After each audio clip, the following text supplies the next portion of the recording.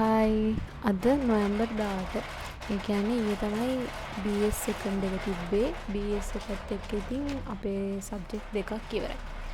මේ වෙලාවේ ඔයාලට කියන්න තියෙන දේ තමයි ඇත්තටම දැන් නම් මොටිවේෂන් එක හොඳටම අඩු වෙලා තියෙන්නේ. හැමෝම අතාරින්න වෙලාව තමයි මෙන්න මේ කියන වෙලාව. එකවුන්ටින් එකට තව සතියකට වැඩි කාලයක් තියෙනවා. එක්සෑම් එක කරලා තියෙන විදිහට එක එක්කෙනාට එක එක මේ ෆීලිංග්ස් ඇති ඉතින්. මට මං ගැන කියනවා නම් මට ඇත්තටම කිසිම මොටිවේෂන් එකක් නැහැ එකවුන්ටින් එකට පාඩම් කරන්නත් මොනවා කරන්නත්. ඒකට හේතුව තමයි මම BS එක පොඩ්ඩක් අවුල්. මට හොඳටම අවුල් ගියා BS එක. හොඳටම අවුල් ගියා කියන්නේ මං හිතපු තරමට මට කරගන්න බැරි වුණා.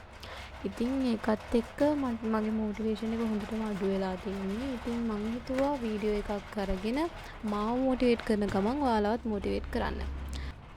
ඔයාලා මේ දකින්නේ මම මගේ පොත් ටික ඔක්කොම අස් කරනවා.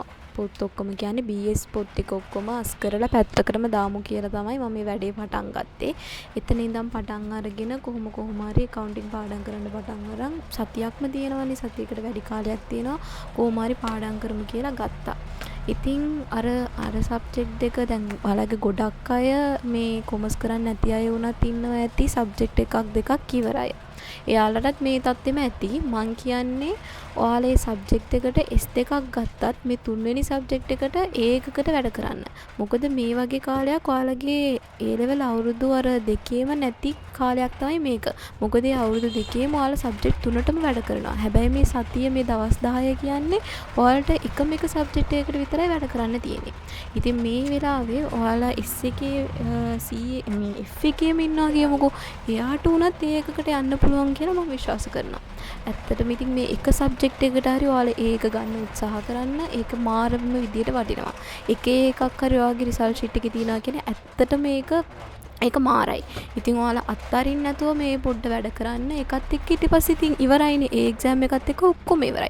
ඊට පස්සේ ඔයාලට ඕන විදියට ඉන්න පුළුවන්. ඕනම දෙයක් කරන්න පුළුවන් ඊට පස්සේ. එතකොට ඔයාලට අර නිදහසකුත් තියෙනවා. ඔයා නිකම්ම ගේම අතෑරියේ නෑ. ඔයා අන්තිම වෙනකන් අන්තිම සබ්ජෙක්ට් එක හරිය ගොඩ දාගත්තා කියලා ඔයාලට හොඳ නිදහසක් තියෙනවා හිතට.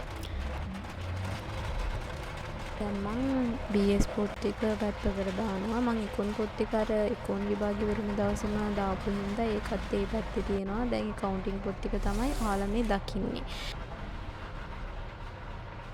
මේ තියෙන්නේ BS වලයි ඉකොන් වලයි අර මං පැත්තකට දාපු පොත් ටික.